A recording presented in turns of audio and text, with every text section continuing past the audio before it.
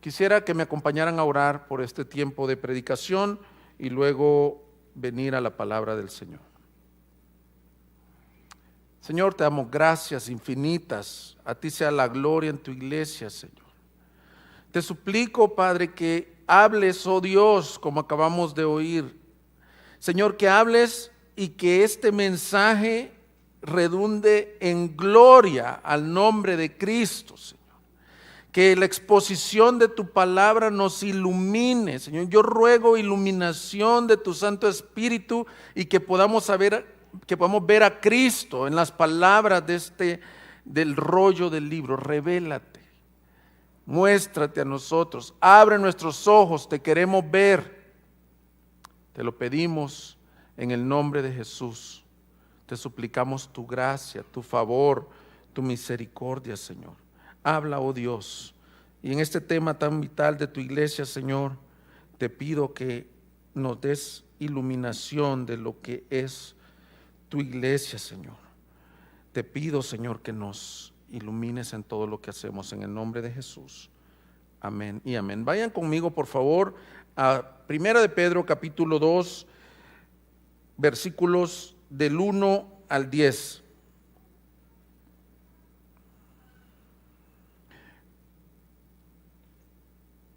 ¿Lo tenemos? 1 de Pedro 2, versículos 1 al 10. He titulado este mensaje La iglesia, el pueblo de Dios. La iglesia, el pueblo de Dios. Vamos a leer el texto. Por tanto, desechando toda malicia y todo engaño e hipocresías, envidias y toda difamación, desead como niños recién nacidos la leche pura de la palabra, para que por ella crezcáis para salvación, si es que habéis probado la benignidad del Señor, y viniendo a Él como a una piedra viva desechada por los hombres, pero escogida y preciosa delante de Dios.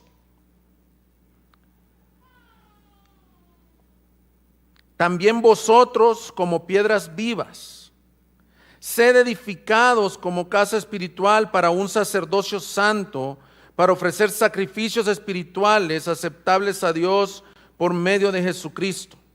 Pues esto se encuentra en la Escritura. He aquí pongo en Sión una piedra escogida, una preciosa piedra angular, y el que crea en él no será avergonzado. Este precioso valor es pues para vosotros los que creéis, pero para los que no creen, la piedra que desecharon los constructores, esa en piedra angular se ha convertido, y piedra de tropiezo y roca de escándalo, pues ellos tropiezan porque son desobedientes a la palabra, y para ello estaban también destinados. Pero vosotros sois linaje escogido, real sacerdocio, nación santa, pueblo adquirido para posesión de Dios, a fin de que anunciéis las virtudes de aquel que os llamó de las tinieblas a su luz admirable. Pues vosotros en otro tiempo no erais pueblo, pero ahora sois el pueblo de Dios. No habíais recibido misericordia, pero ahora, ¿qué dice? Habéis recibido misericordia.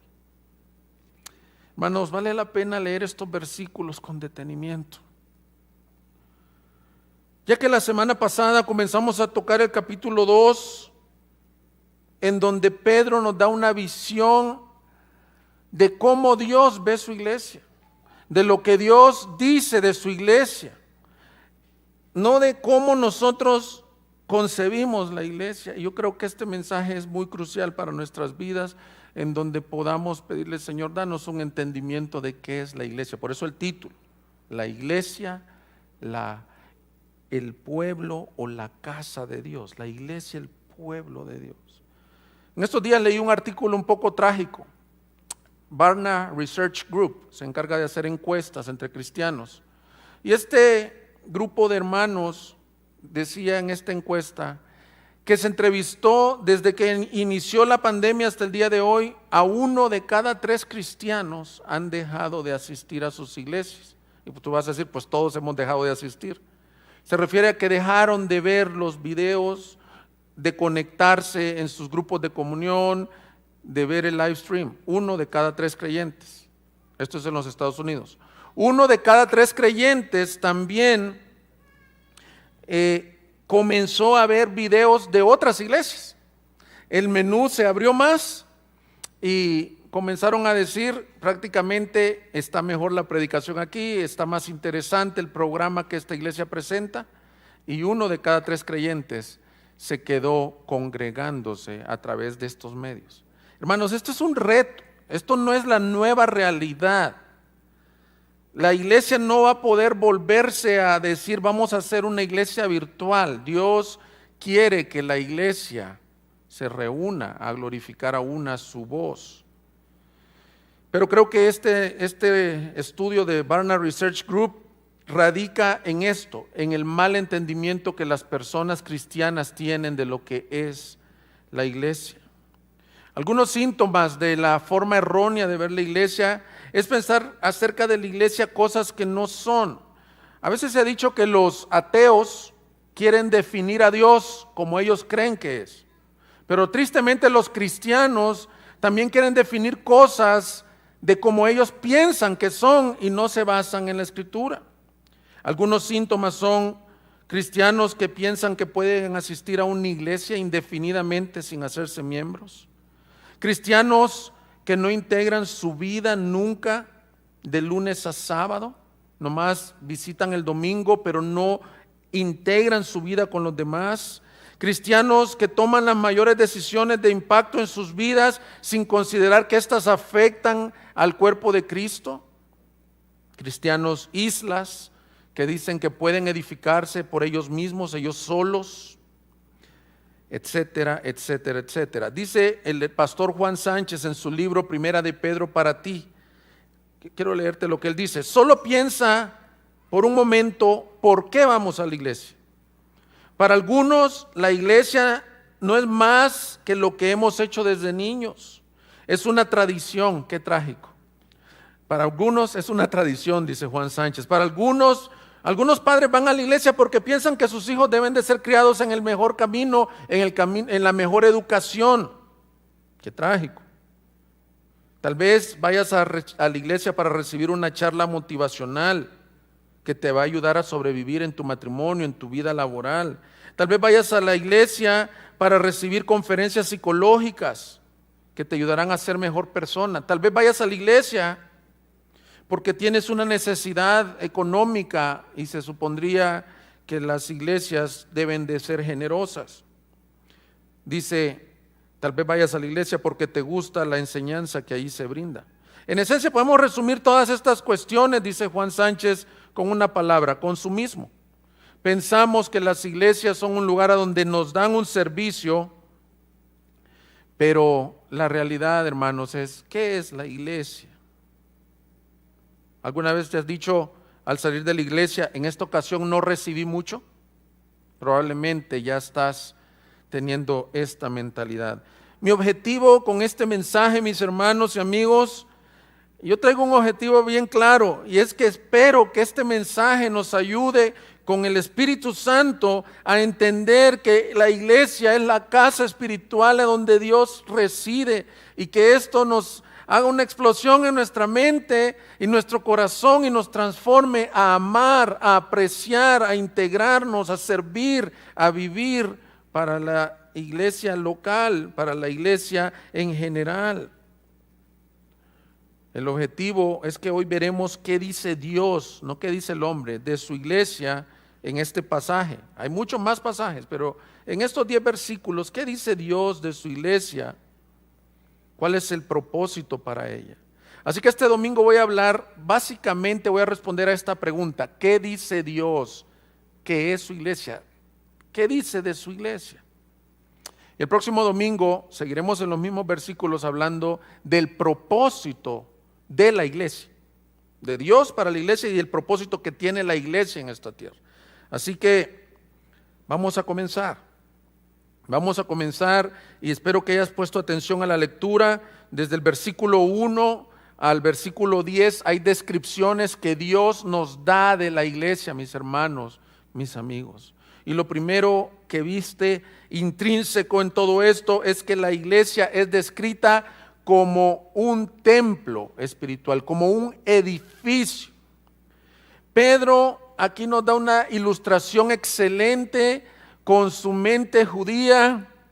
Les está hablando, recuérdate, a los expatriados judíos y también gentiles que estaban alrededor de la región de Asia, que añoraban el templo, que habían crecido con la costumbre que el templo era el lugar de la habitación de la gloria de Dios, que venían una vez al año a Jerusalén a presentar sacrificios. Él les dice: hermanos, ustedes están expatriados, no pueden venir de nuevo quizás a Jerusalén, pero les tengo una buena noticia. El nuevo templo es la iglesia del Señor, es un edificio. Y con esto, la relevancia de esto, mis hermanos, es que veas dos cosas. Ese edificio está fundado sobre una roca. Dos cosas importantes de este edificio: está fundado sobre la roca de nuestra salvación, pero no solo eso, también es construido por otras piedras, dice, otras rocas que están vivas. Él está en su mente judía diciéndote: déjame, te doy la ilustración del templo que Dios había prometido, que cuando fue destruido, dijo, la gloria postrera de este templo será mayor a la primera.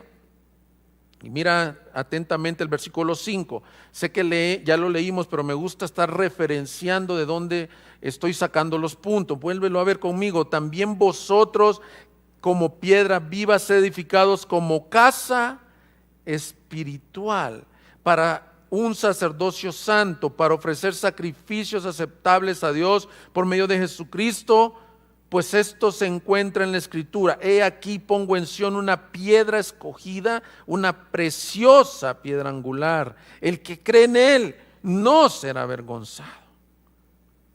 Ahí te dice algunas cosas. Es una casa espiritual. Entonces estamos definiendo la iglesia. ¿Qué es lo primero que dice de la iglesia, mis hermanos? Que es un templo, una casa espiritual, y creemos que está haciendo referencia al templo.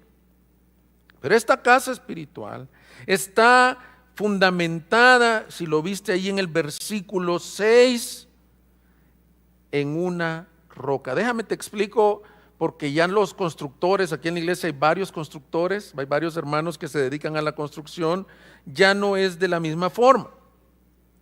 En los tiempos antiguos, la construcción se buscaba una piedra lisa, sólida, y depende de la construcción el tamaño, y se ponía una piedra angular, era de 90 grados. Se ponía en esa esquina y de ahí se desplantaba toda la construcción. Eso es lo que está diciendo aquí. Es la iglesia, mis hermanos, tiene un fundamento. Y qué bueno recordar esto. Empezamos por esto. El fundamento de la iglesia, fíjate bien, no son doctrinas de hombres, no son carismas de los pastores, de los líderes, de los miembros, no. La iglesia de Cristo está fundada sobre la roca de cimiento estable que es Cristo Jesús. Y Pedro, como buen judío, como ya dijimos, está citando un versículo que tú y yo a lo mejor hemos oído, Isaías 28:16. Fíjate cómo Isaías le recuerda al pueblo de Dios que su cimiento, el profeta, años antes de Cristo, debe de ser Dios. Isaías 28:16. Por tanto, así dice el Señor Dios: he aquí pongo por fundamento en Sión una piedra probada, angular, preciosa, fundamental, bien colocada. El que crea en ella no será perturbado. Entonces Pedro cita a Isaías, e Isaías le da una característica a esta piedra. Está hablando de cosas espirituales. El que cree en esta piedra no es perturbado, dice Isaías, y Pedro le dice, no será avergonzado. Esto era importante que lo escucharan los expatriados, los sufrientes, los que estaban en diversas pruebas, como vimos en el capítulo 1. Les está diciendo, miren mis hermanos, aunque se burlen de ustedes, aunque sufran persecuciones, aunque la vida esté siendo trágica, quiero que sepan esto, que los creyentes han puesto su vida sobre la roca, han creído en la roca y no van a ser avergonzados. Por el contrario, van a ser parte de esa edificación. Mis hermanos, este es un buen mensaje para recordar en estos días de la pandemia. Todos los cimientos están siendo removidos. Las naciones poderosas tiemblan porque sus economías se están viendo colapsadas. Los grandes personas que físicamente tenían una salud envidiable tiemblan que un virus invisible nos hace ver que somos frágiles, pero nosotros podemos decir como cantamos el día de hoy, solo en Jesús está mi fe. Lo demás, todo lo demás, dice otro himno antiguo, arena es. Mis hermanos, no confíes en hombres, no confíes en instituciones, no confíes en tus propias fuerzas, porque todo lo demás arena es. Ahora, este pasaje donde dice que Él es la piedra angular es bien importante. Básicamente está diciendo que todos los que creen en esa piedra angular son los que se convierten en creyentes, en cristianos, en salvos.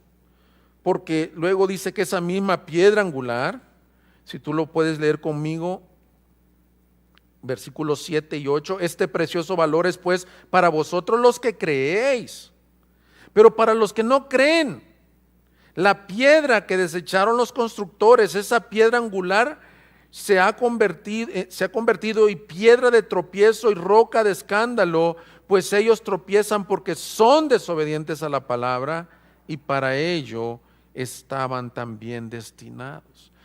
La roca es la misma, lo diferente es la respuesta. Hay personas que rechazan y dice lo más trágico que para ellos estaban destinados, hablando de la soberanía de Dios, es decir, personas que no creen que Cristo sea la cabeza de la iglesia, la roca angular, el salvador del mundo. Mis hermanos y amigos, es trágico que Pedro a lo mejor tiene en mente a los judíos que dice la Biblia, los suyos vino y los suyos no le recibieron, sino que lo rechazaron. Yo te quiero decir a ti, si nos estás escuchando, mis hermanos, mis amigos, que por primera vez escuchas el mensaje de la palabra de Dios, este texto nos presiona a decir, esa roca o crees en ella o la rechazas, pero el resultado va a ser diferente de acuerdo a esa acción. Ahora, por lo que se ve aquí, el hecho de creer en ella es un don de gracia. Es un don que no lo produjiste tú. No es que tú dijiste, wow, yo soy un tremendo hombre de fe y voy a creer en Jesús, entonces ya se hizo y ya me salvé.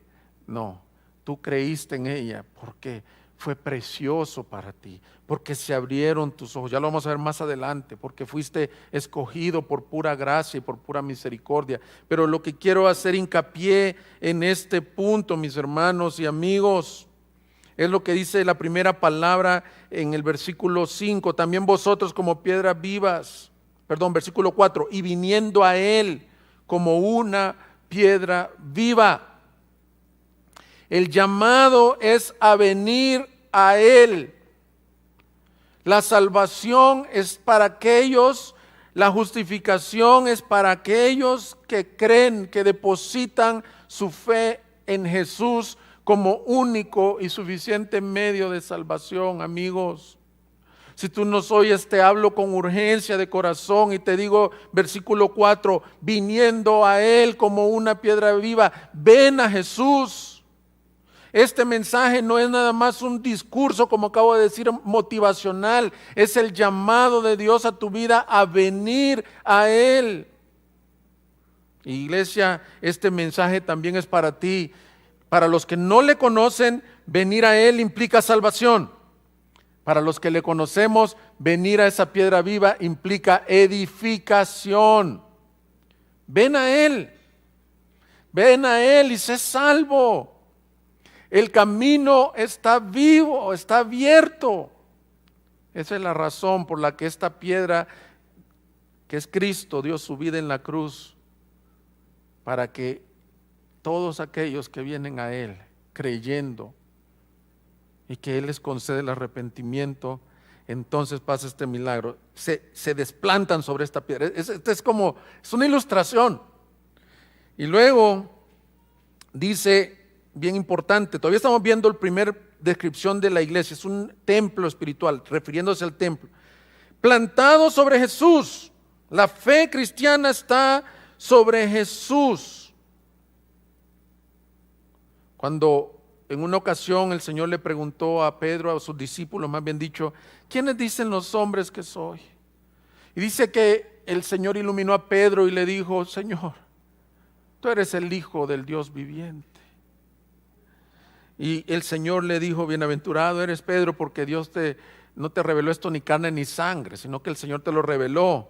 Pero Mateo 6:18 le dijo, el Señor Jesús declaró, yo también te digo que tú eres Pedro, y sobre esta roca edificaré mi iglesia, y las puertas del Hades o el infierno no prevalecerán contra ella.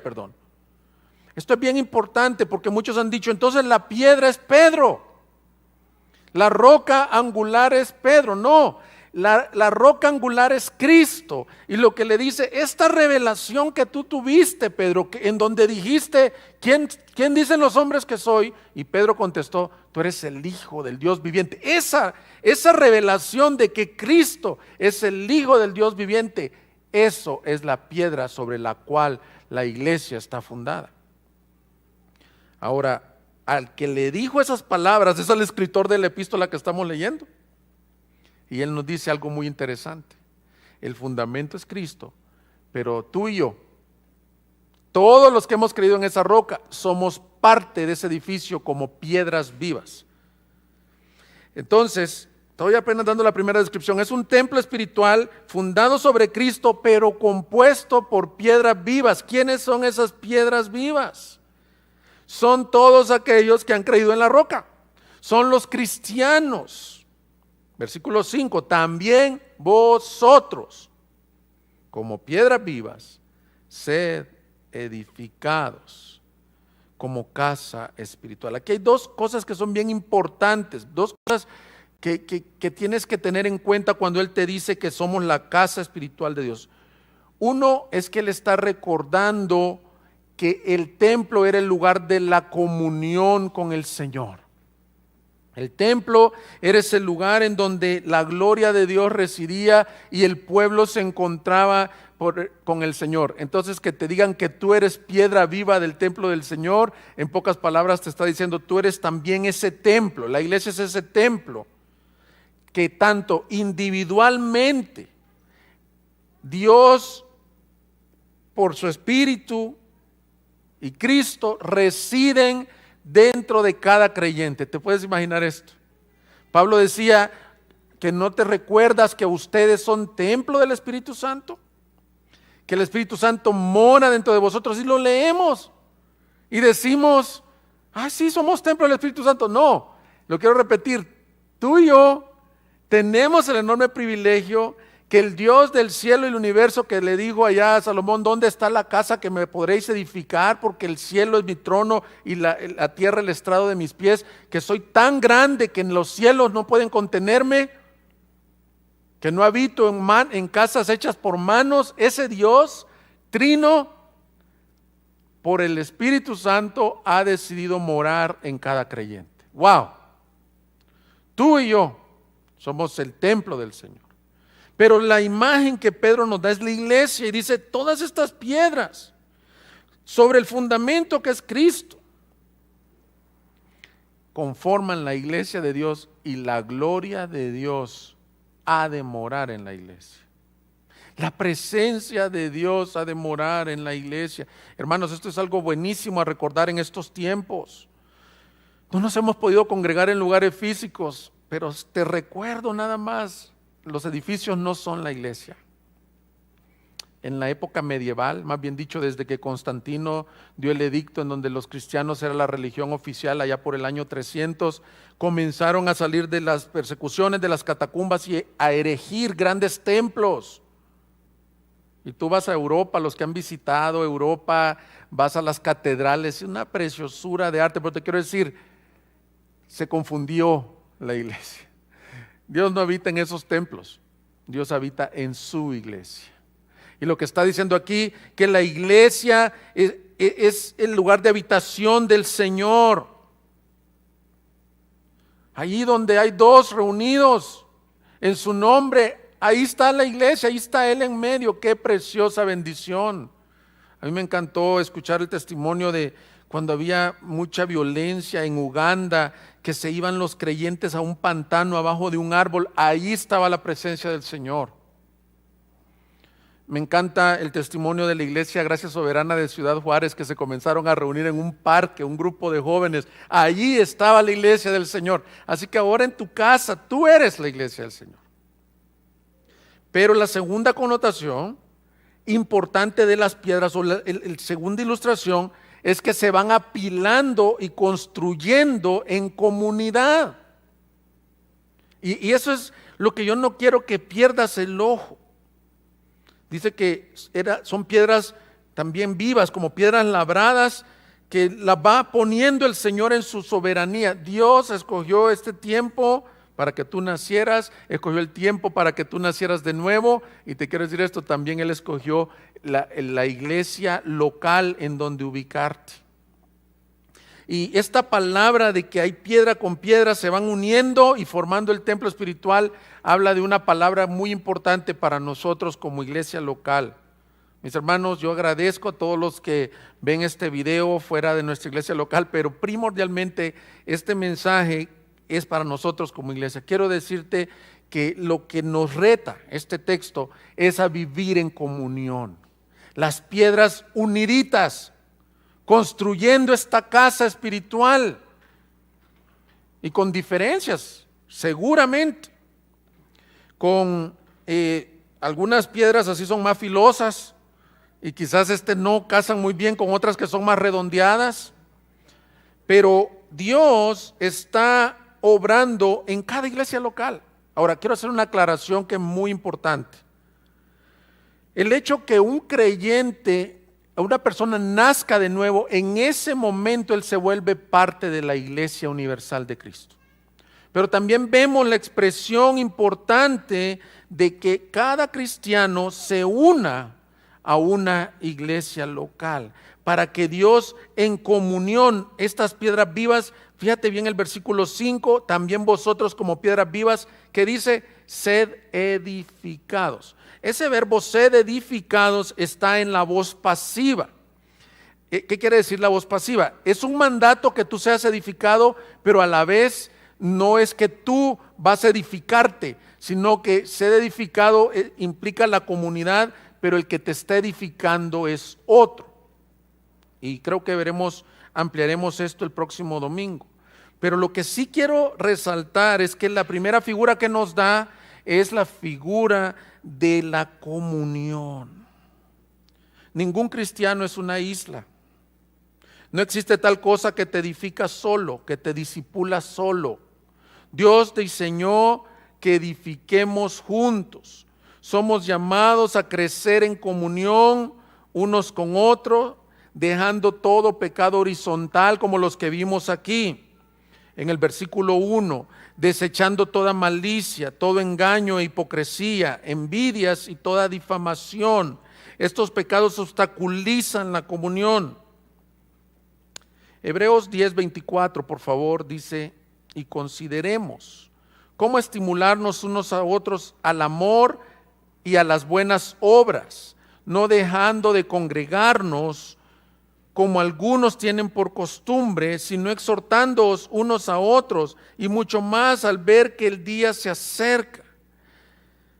Aquí el punto de congregarse es porque te congregas con el objetivo de lo que dice el versículo 24. Consideras cómo estimular el uno al otro al amor y a las buenas obras. La comunión tiene como objetivo ayudarnos a crecer, a vivir en comunión con el otro hermano. Cristo salvó hermanos de diferentes lugares, de diferentes trasfondos. Nadie del que está ahí sentado al lado tuyo o el que comparte en tu grupo de casa es igual que tú. A mí me encanta ver cómo la iglesia está llena de una diversidad, y Pedro lo tenía bien presente. Pedro le estaba hablando a judíos, a gentiles, a esclavos, a libres. Mira, hay personas que en lo común, en lo natural, no tendrían ninguna comunión unos con otros. Por ejemplo, alguien que viene de un abolengo, vamos a usar ese término que se usa, que tiene una buena educación, un buen trasfondo, y que luego en lo actual tiene a lo mejor una buena posición en su trabajo, una buena posición económica. De repente tú vas y ves lo que hace el evangelio. Ese hombre que es así, de repente tú lo ves que está unido en amor con aquel que no viene de buen abolengo, que no tiene una buena posición económica, porque no hay división. Dice Efesios que de ambos pueblos Dios hizo un pueblo para su gloria. La comunión, mis hermanos, es algo importante. La comunión no solo es reunirnos para carnes asadas, para fiestas, para divertirnos. No, la comunión tiene este propósito, para ser edificados por su palabra. De hecho, tú conoces Colosenses 3, 15, 16 y 17, que la palabra de Cristo mora en abundancia en vuestros corazones, exhortándoos y animándoos y hablándonos la palabra unos a otros. Esa es la forma en que somos edificados en la comunión. Yo les he compartido en otras ocasiones de una oportunidad que llegué a la iglesia y había una pareja que dijeron que no iban a entrar a la iglesia, que se quedaban en el lobby. Yo les pregunto, ¿por qué no entras a la iglesia? ¿Hay algo que te podemos servir? ¿Hay algo que no te agrada de la alabanza, de la predicación? Y me contestó algo muy raro. Me dijo, nosotros nos edificamos aquí solos con mi esposa. Se me hizo bien raro, porque ¿para qué vas a la iglesia si te estás edificando solo con tu esposa? El hecho de estar en comunión con otros, mis hermanos, revela cómo estamos creciendo, cómo estamos caminando, qué hay en nuestros corazones. Creo que esta es la idea que tienen muchas personas respecto a la iglesia. Creen que es un accesorio, algo opcional, algo que no es necesario, algo que te va a dar broncas. Pero el crecimiento en la vida de un creyente está diseñado para que sea hecho en comunidad. En el Antiguo Testamento vemos este principio. Vemos el principio, mis hermanos, que la iglesia, Dios la diseñó para la congregación. Salmo 122, versículo 1. Mira cómo dice la Escritura.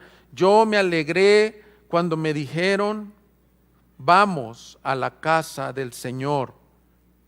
Plantados están nuestros pies dentro de tus puertas, oh Jerusalén.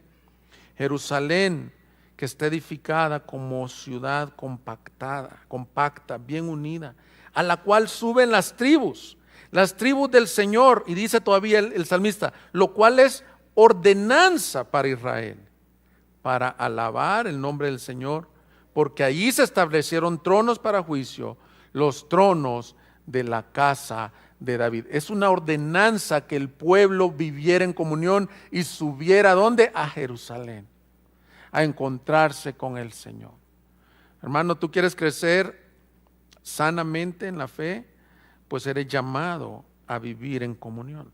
Pero también el Nuevo Testamento, así como este salmo, nos habla de esta nueva congregación. Hechos 2:44 nos dice, todos los que habían creído, fíjate cómo dice, estaban juntos y tenían todas las cosas en común. Vendían todas sus propiedades, sus bienes, y los compartían con todos según la necesidad de cada uno. Día tras día continuaban unánimes en el templo y partiendo el pan en los hogares, comían juntos con alegría y sencillez de corazón, alabando a Dios y hallando favor con el pueblo.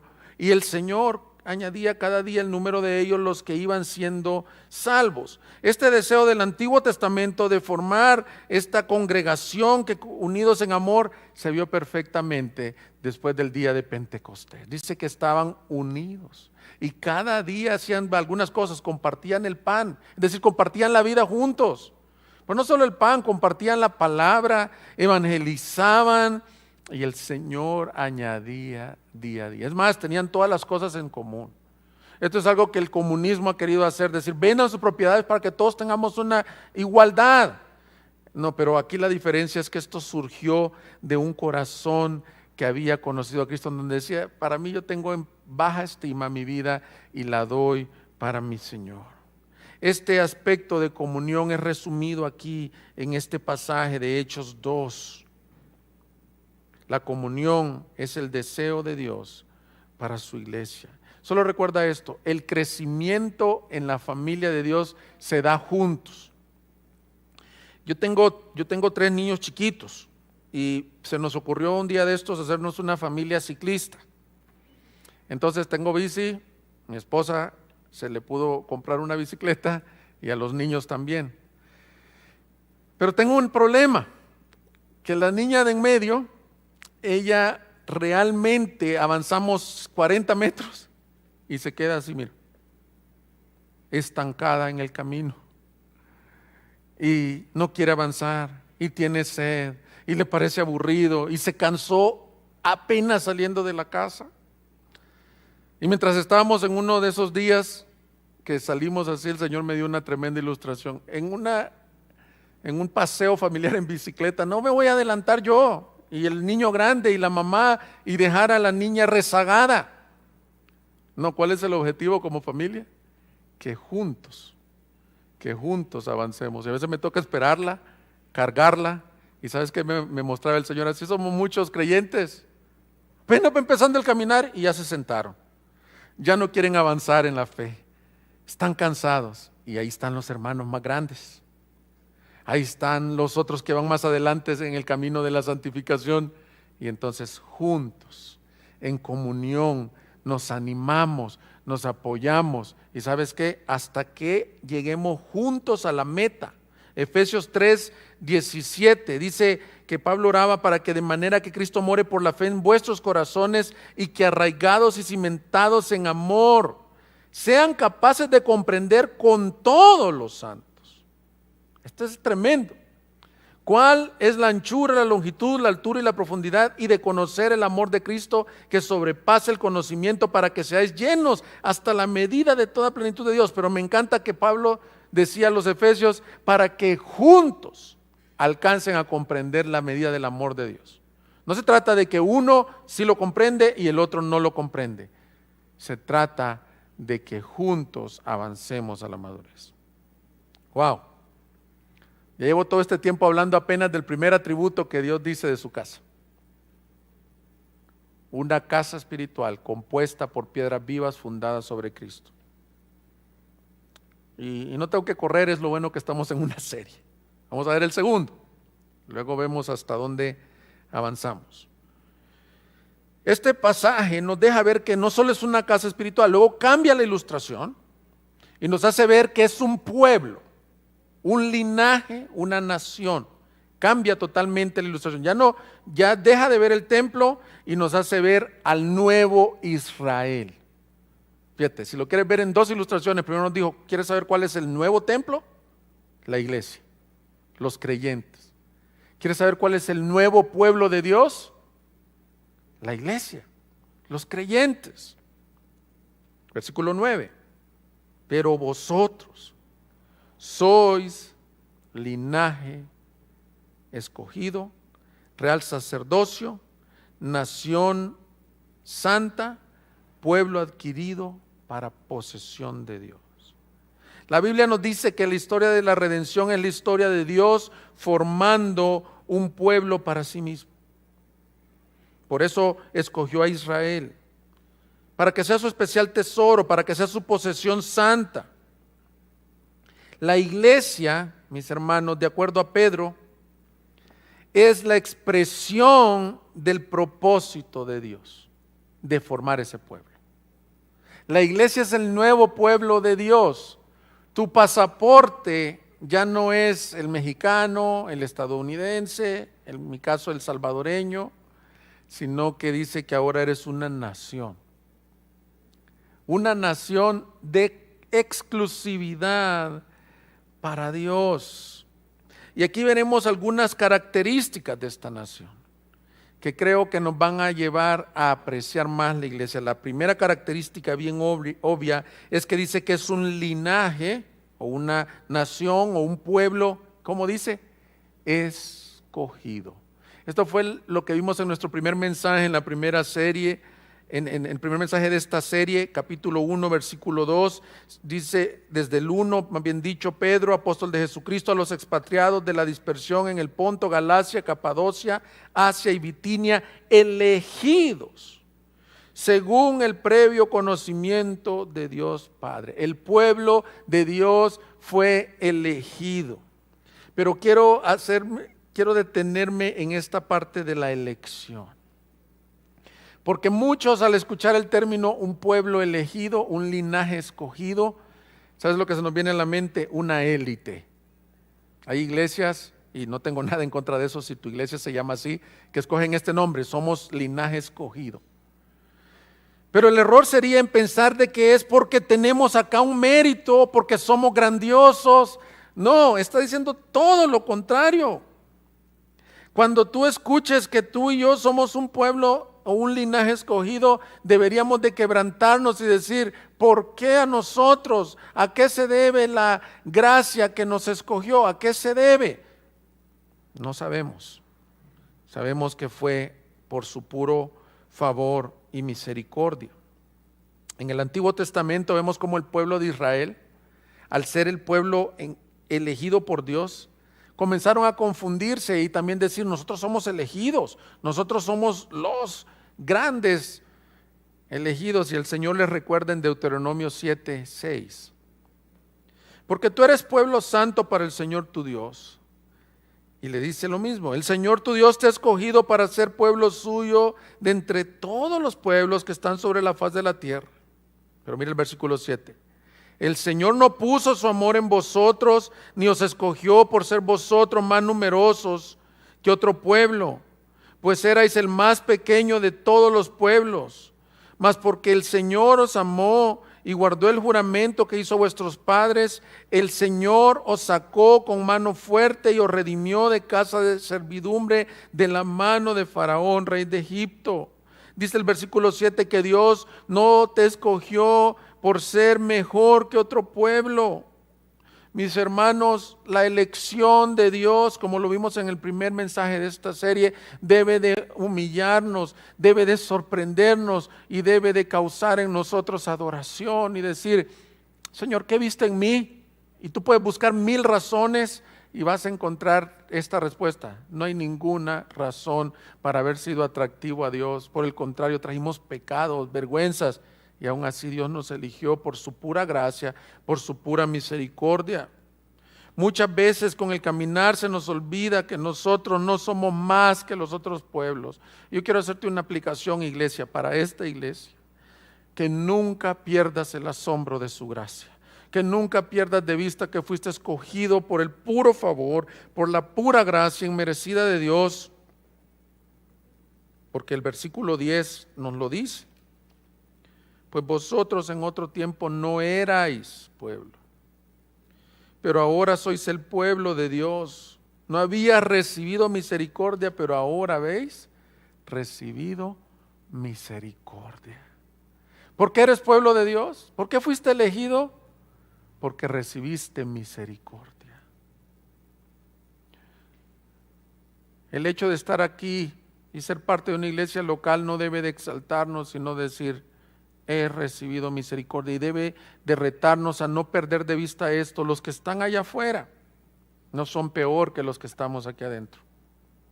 O dicho de otra forma, nosotros no somos mejores que ellos, lo acabamos de leer en Deuteronomio. La única diferencia por la que tú estás creyendo en la roca de la salvación es porque Él depositó su gracia sobre ti, porque te llamó sin mérito alguno. Y sabes que también el que te habla es el primero en la fila. Yo estoy aquí parado no por mi inteligencia, por mi preparación, es bien obvio que no es por eso, es por su pura gracia, pero ahora te dice, tú eres un pueblo, un linaje que Dios escogió. ¡Qué bendición! Pero no solo dice que lo escogió, sino que hay otra palabra, es un pueblo adquirido. Hay una diferencia entre elegido y adquirido, porque la palabra adquirido por Dios tiene que ver con que se pagó un precio alto por este pueblo. Se compró.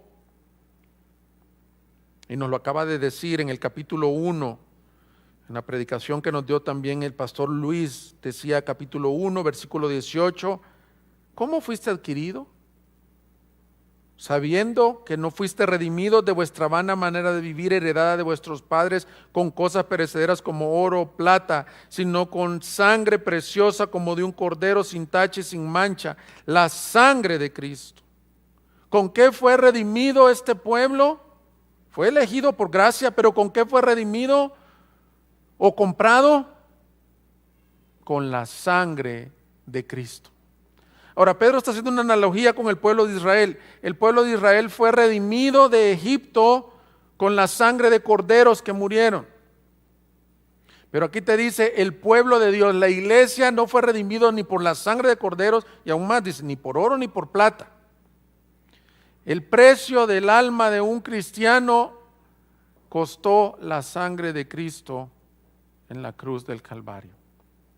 Dios compró su iglesia, se la redimió, y eso es lo que nos lleva a lo que nos dice. Por eso es que quiere que sea un pueblo santo para Él. Ahora, no sé cuántos de ustedes compran algo para perderle. Todos somos buenos o intentamos ser buenos, ¿cómo se dice? Que hacemos buenas inversiones. Pero el punto aquí es que él no fue a buscar a la mejor inversión, sino aquello que estaba roto y fracasó. Mira, es como si tú vas a comprar una casa. Tú vas y buscas en una casa una buena propiedad, una buena zona, una buena plusvalía, un buen precio. ¿Para qué? Para que tenga un buen valor de reventa. No vas a una casa que está en ruinas, en una mala zona, que está arruinada. Pero hay personas que se dedican a las bienes y raíces y hacen eso. Buscan casas en ruinas, buscan lugares destruidos, abandonados, para hacer de ellos algo valioso y luego que tengan un valor de reventa. Yo cuando veo esa ilustración, me encanta ver que el Señor nos escogió a nosotros y nos compró en ruinas. ¿Cuántos de nosotros venimos a Cristo con un matrimonio destruido, con una vida destruida? Estaba hablando con un hermano de aquí de la iglesia, me bendijo tanto su testimonio, me dice, mira, la noche que el Señor, o el día que el Señor me rescató, yo estaba tirado en un baldío, de tan borracho que me puse y de algo que le pusieron a mi bebida, que me dejaron como muerto ahí en un baldío. Y en esa condición me desperté días después en un hospital, y estando en el hospital le predicaron el evangelio, o días después le predicaron el evangelio. Eso es lo que el Señor hace, busca personas rotas, destruidas, y ¿sabes qué les dice? Ahora son un pueblo adquirido por mi sangre. Mi estimado amigo que nos oye, la sangre de Cristo nos limpia de todo pecado. El que viene a Jesús es limpio totalmente de pecados. No hay ninguna condenación para el que está en Cristo Jesús. Ven a Él. Y si tu vida está rota y destruida, Él quiere comprarte, pero no con piedras preciosas, sino con su sangre preciosa. Porque no dice que solo es escogido, sino adquirido, y luego dice pueblo santo. Esto es muy importante en estos tiempos, hermanos. Esto ¿qué quiere decir? La palabra santidad es algo que veremos en toda la epístola. Es un llamado que nos hace constantemente, pero a la vez es una palabra que se resiste porque no se entiende qué quiere decir santidad. Yo espero que con este mensaje puedas entender a qué se refiere la santidad que Dios quiere de su iglesia. Ya nos había dicho en el capítulo 1, versículo 14, como hijos obedientes. No os conforméis a los deseos que antes tenías en vuestra ignorancia, sino que así como aquel que os llamó es santo, así también sed vosotros santos en toda vuestra manera de vivir. Porque escrito está, sed santos porque yo soy santo. El deseo de Dios al adquirir esta iglesia, este pueblo, es que sea un pueblo santo para Dios. ¿Qué quiere decir eso? La palabra estrictamente quiere decir apartado, consagrado, de exclusividad. Pero muchos tenemos la impresión de la santidad que se trata de cosas externas a cambiar, de prácticas a dejar, nada más. Y por eso encuentro que muchas personas resisten el hecho de ir a una iglesia y dicen, no hombre, ahí prohíben de todo. En las iglesias te prohíben hacer esto, esto y esto, y piensan en el reglamento antes de entender. Yo espero que entiendas que cuando el Señor dice que espera un pueblo santo es por esto. Un pueblo que le dé la honra, la gloria de vida a su nombre en totalidad. Que pueda este pueblo exaltar el nombre del Señor, porque dice que fuimos llamados para anunciar las virtudes de aquel que nos llamó. ¿Cómo las anunciamos? De acuerdo a la obra que Él ha hecho. Por eso es que estos pecados de malicia, difamación y todo lo que menciona el versículo 1 no hacen que tú despliegues la gloria de Dios, no hacen que vean que eres un pueblo santo. Miren, el día de ayer pasó a la presencia del Señor un hombre que influenció a muchos creyentes en este último mitad del siglo pasado, el doctor J.I. Packer. Yo le doy tantas gracias al Señor que en mi juventud pude leer el libro Conociendo a Dios, que recomiendo ampliamente. Y una de las cosas que más marcó mi entendimiento en ese tiempo es una frase que él decía. Él decía, no es lo mismo conocer acerca de Dios, tú puedes conocer muchas cosas acerca de Dios, que conocer a Dios, decía el doctor Packer. Y él agregaba, no es lo mismo hablar de la santidad, considerar la santidad como algo bueno, aún enseñar sobre la santidad, que vivir una vida santa. No es lo mismo. La santidad, decía él, consiste en responder a la revelación de Dios con confianza, obediencia, fe y adoración, oración y alabanza, sujeción y servicio. La vida, decía el doctor Packer, debe vivirse a la luz de la palabra de Dios. Esto y nada menos que esto constituye la verdadera santidad. Es decir, que pueda el hombre reflejar, desplegar ese templo, la gloria de Dios en su conducta y en sus palabras. Decíamos el domingo anterior, el problema de la iglesia es que proclama algo, pero que no lo empata con su forma de vivir. Decimos entender algo, pero en el momento del accionar no vivimos en esa santidad practicada. Y Pedro les dice a estos expatriados, miren, yo estoy bien preocupado que ustedes como iglesia anuncien a Dios, pero que lo anuncien en esto, en sus vidas. Entonces, si quieres poner así un pequeño como resumen, entonces, ¿qué es la santidad de que nos estás hablando? ¿De qué me estás hablando, Roberto? ¿Qué es la santidad? La santidad es que tu vida despliegue de tal forma la gloria, el renombre de Dios, que las personas puedan ver en ti a ese Dios santo, glorioso, y que tanto en práctica, si quieres ponerle en conducta como en palabras, que ese templo refleje la luz y no las tinieblas. Que vivas de tal forma que tu vida traiga gloria al Señor. Ahora, todo esto no se puede en el esfuerzo humano. Todo esto ha de ser hecho, mis hermanos y amigos, solo por medio de la obra redentora de Cristo, quien te salvó y quien te santificó. Por eso la importancia del mensaje del domingo anterior: desead como niño recién nacido la leche pura de la palabra, para que por ella crezcáis para salvación. Finalmente, dice que este es un reino de sacerdotes. ¡Wow!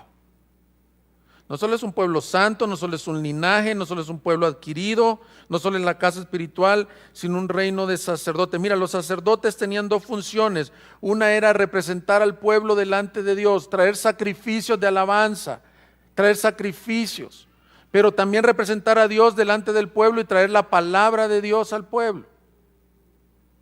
Y eso es lo que está diciendo Pedro. Ustedes ahora, iglesia, representan al pueblo delante de Dios. Mira, quiero hablarte de una verdad. Todo cristiano es sacerdote delante de Dios. Todo cristiano puede presentar sacrificios a Dios. Y el otro domingo voy a ampliar esto. Todos podemos adorar a Dios por el camino nuevo y vivo que tenemos en Cristo Jesús. Pero también todo cristiano está llamado a anunciar las virtudes de ese Dios que nos ha salvado como sacerdotes de Él a este mundo perdido. Y ahorita solo lo voy a mencionar de pasada. Pero ese es la iglesia del Señor. Entonces quiero concluir el mensaje con esto. Quiero hacerte unas preguntas. ¿Reconoces la iglesia como algo fundamental? ¿Reconoces que el otro miembro de la iglesia ha recibido la misma gracia que tú, por lo tanto es precioso para el Señor? ¿Reconoces que estamos siendo edificados como piedras vivas en comunión? Quiero animarte, mis hermanos, a que este día tú le digas: Señor, dame la visión que tú tienes de tu iglesia y permíteme poner mi fe y estar desplantado sobre el fundamento que es Cristo Jesús. Vamos a orar, hermanos. Búsquenos en Facebook y YouTube como Iglesia Gracia Soberana Guadalajara y visita nuestra página de internet igsg.org.mx y disfruta de este y otros mensajes. Visítanos, estamos en Avenida San Luis Gonzaga, 5114, Zapopan, Jalisco, México. Estaremos felices de recibirte.